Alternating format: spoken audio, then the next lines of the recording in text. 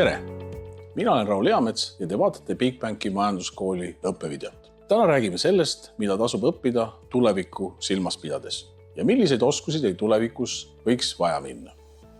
Sageli küsitakse minu käest, kui ma käin koolides esinemas, et mida ma soovitan tulevikus õppida. Mis on need valdkonnad, mida on tulevikus vaja või mis garanteerivad kõrge palga. Et mis see õige asi on. Pean teid kohe kurvastama. Seda absoluutselt õiget asja ei olegi olemas. Me lihtsalt ei tea, mis on kõige paremini makstud töökohad 10 või veelgi enam 20 aasta pärast. Jah, me teame, et arstid teenivad täna hästi. Ilmselt teenivad hästi ka 10 aasta pärast. Teame ka seda, et keskmine jurist teenib rohkem kui keskmine kokk. Nii on see ka tulevikus. Teisalt, kui te olete tippkokk või tippjuuksur, siis te teenite kindlasti rohkem kui keskmine jurist kuskil riigiasutuses. Lisaks tekivad muidugi tulevikus täiesti uued ametid, millest meil täna veel õrna aimugi ei ole. Minu soovitus on olnud lihtne. Õpi seda, mis sulle päriselt meeldib ja tee seda tööd hiljem hingega. Ei ole mõtet valida elukutset, mis tundub lahe või kus palju makstakse, aga mis tegelikult ei meeldi. Varem või hiljem jõuad sa ringiga tagasi selle juurde, mis sulle algusest peale on meeldinud. Juba täna näeme, et esmatähtsad ei ole faktiteadmised, vaid järjest olulisemaks muutuvad informatsiooni otsimise ja leidmise kiirus ning oskus seda analüüsida. Teadmised vananevad väga kiiresti. Samas peavad mingid alus- või baasteadmised olema. Muidu ei oska sa ka ChatGPT-lt küsida õigeid küsimusi.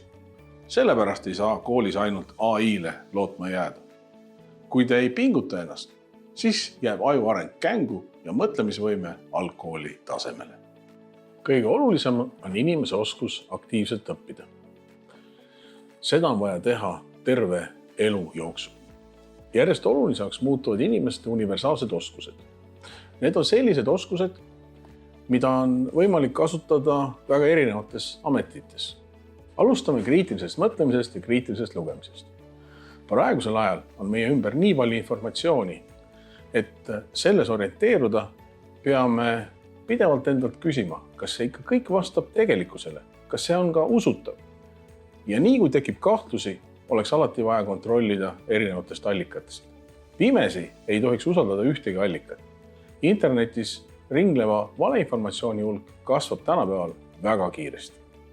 Väga oluline on empaatiavõime, oskus mõista teisi inimesi, võime panna ennast nende olukorda, oskus suhelda teiste inimestega ja mõista nende muresid.